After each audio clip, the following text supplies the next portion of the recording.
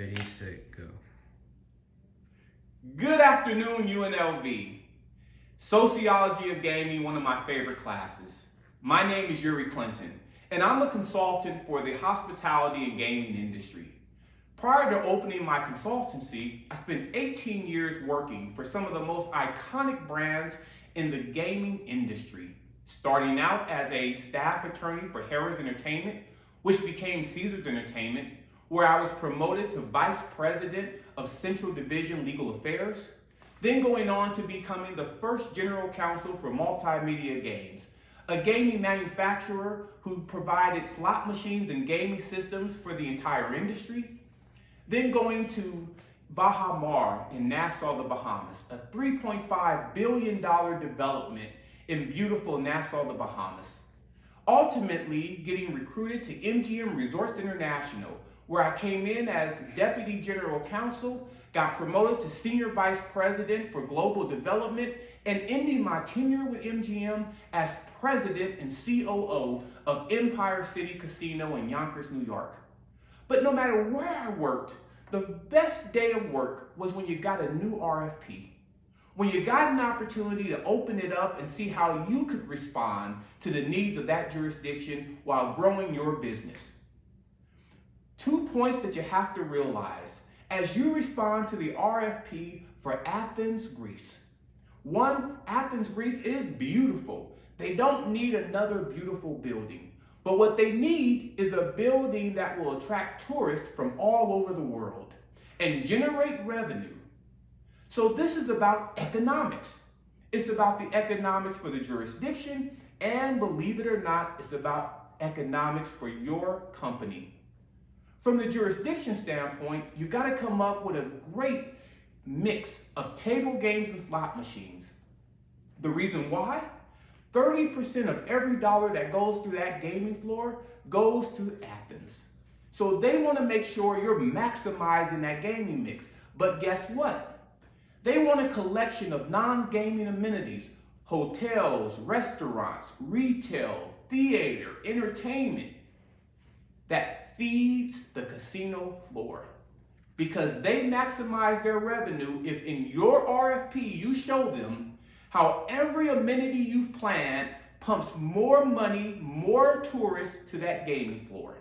That connection has to be well laid out with a marketing plan in your RFP.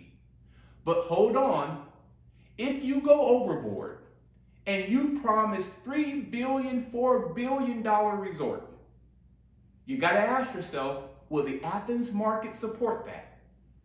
Because you could find yourself making a very large investment in winning an RFP, but not being able to stay in business. Because you got to remember, 30% of every dollar goes to Athens. You're subject to the labor regulations. So if you hire 3,000 people to run this huge resort, that's going to be 25, 35% of your revenue. And you're subject to all the cost of doing business there. I'll give you an example.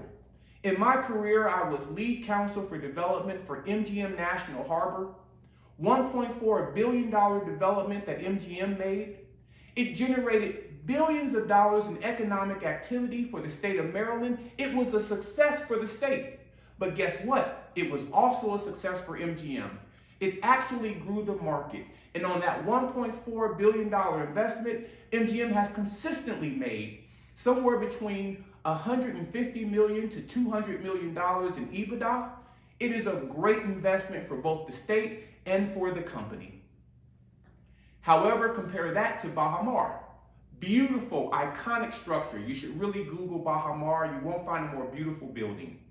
Sits right on the historic Cable Beach in Nassau, the Bahamas. $3.5 billion. Some people argued that that investment was too big for the market. The answer came quick. The first developer went bankrupt, and the second developer has never operated at the profits that were projected. So be careful when you promise an iconic structure. Make sure that you win the RFP, but you're able to actually make a profit. The next part of this is community engagement. If you want a competitive advantage on an RFP, you typically look for the best local partners. Even if you give them 5% or 10% of the equity, you find the most beloved local real estate investor. You find the premier hotel operator. Put their names on your RFP. It gives you an advantage, and not only does it give you an advantage so you're not seen as a foreign company coming in to invest, but they can also be helpful in navigating the political structure and all the regulatory red tape in a local jurisdiction. The other side of this community engagement is being able to actually put a number on what type of economic activity you'll generate for local tradesmen, local contractors, local vendors, local service providers, both in the design and construction, but also in the operation. You should be able to project for Athens how much of their local businesses are actually going to benefit from your casino development. This is how you win an RFP. I can't wait to see the outcome of the competition. I can't wait to see what questions you have. You can reach me at yuri.clinton@gmail.com. Take care and good luck.